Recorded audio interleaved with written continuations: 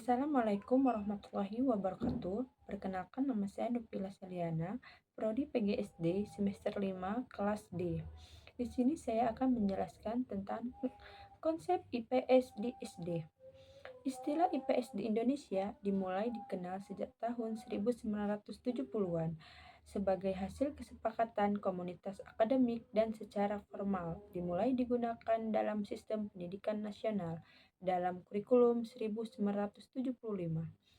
Menurut Sumatja 2008 halaman 9, IPS tidak lain adalah mata pelajaran atau mata kuliah yang mempelajari kehidupan sosial yang kajiannya mengintegrasikan bidang-bidang ilmu sosial dan humaniora. Penjelasan selanjutnya, ilmu pengetahuan sosial atau IPS adalah program pendidikan yang memilih bahan pendidikan dari disiplin ilmu-ilmu sosial dan ilmu pendidikan dan sejarah yang diorganisir dan disajikan secara ilmiah dan psikologis untuk tujuan pendidikan yang berdasarkan Pancasila dan kebudayaan Indonesia. Tujuan pendidikan IPS pada dasarnya menurut Sumantri 2001 halaman 260, tujuan pengajaran di sekolah sebagai berikut. 1.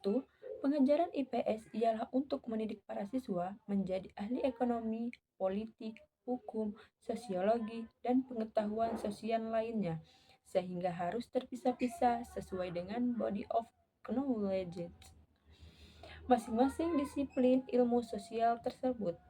2. Pengajaran IPS ialah untuk menumbuhkan warga negara yang baik.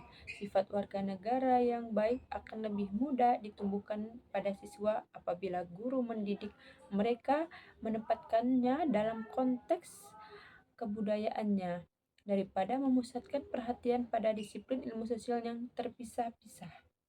Selanjutnya, IPS merupakan suatu bidang kajian yang diberikan dalam pendidikan formal sejak bangku sekolah dasar dalam rangka mendukung ketercapaian tujuan pendidikan nasional Indonesia.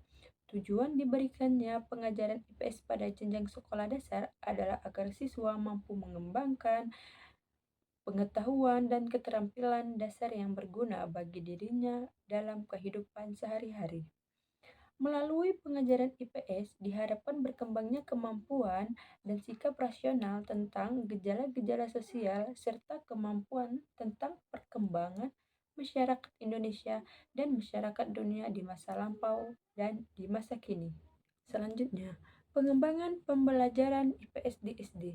Belajar adalah suatu proses perubahan dalam membentuk dan mengarahkan kepribadian manusia. Perubahan tersebut ditempatkan dalam bentuk peningkatan kualitas dan kuantitas seseorang. Hasil belajar mempunyai peranan penting dalam proses pembelajaran. Proses penilaian terhadap hasil belajar dapat memberikan informasi kepada guru tentang kemajuan peserta didik dalam upaya mencapai tujuan-tujuan belajarnya melalui kegiatan belajar atau pembelajaran hasil belajar. Secara garis besar, dibagi menjadi 3 jenis, yaitu 1. Pengetahuan dan pengertian atau kognitif. 2. Keterampilan dan kebiasaan atau skill. 3. Sikap dan cita-cita atau afektif. Selanjutnya, proses pembelajaran pendidikan IPS di jenjang persekolahan baik pada tingkat pendidikan dasar maupun menengah perlu adanya pembaruan yang serius. Karena pada kenyataannya selama ini masih banyak model pembelajaran yang masih bersifat konvensional.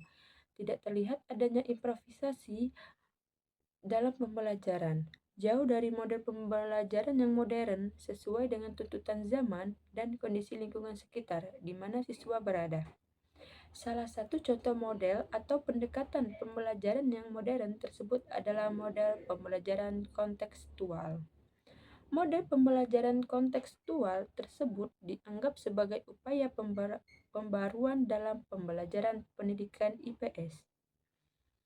Pembaruan pembelajaran pendidikan IPS tersebut ditandai oleh beberapa ciri seperti yang dikemukakan oleh Sumantri 2001 halaman 2, yaitu 1. Bahan pelajaran lebih banyak memperhatikan kebutuhan dan minat anak. 2. Bahan pelajaran lebih banyak memperhatikan masalah-masalah sosial. 3. Bahan pelajaran lebih banyak memperhatikan keterampilan, khususnya keterampilan inquiry atau menyelidiki. 4. Bahan pelajaran lebih memberikan perhatian terhadap pemeliharaan dan pemanfaatan lingkungan alam sekitar. Dan oleh sebab itu, para pengajar hendaknya berupaya mewujudkan proses pembelajaran IPS yang aktif, inovatif, kreatif, efektif, dan menyenangkan atau yang disebut PAIKEM. Sesuai dengan ciri-ciri pembaruan pembelajaran IPS yang berorientasi pada pembelajaran kontekstual tersebut. Sekian yang dapat saya jelaskan. Saya ucapkan terima kasih. Assalamualaikum warahmatullahi wabarakatuh.